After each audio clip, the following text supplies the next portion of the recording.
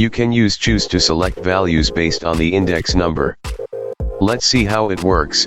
Select a cell. Type equal, choose.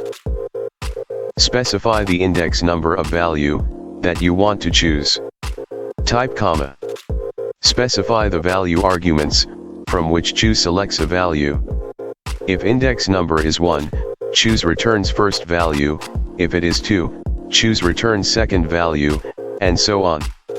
As index number is 1, so function will return the first value. Hit enter. Function has returned the first value. Let's see another example. Select a cell. Type equal, choose. Specify the index number of value that you want to choose. Type comma.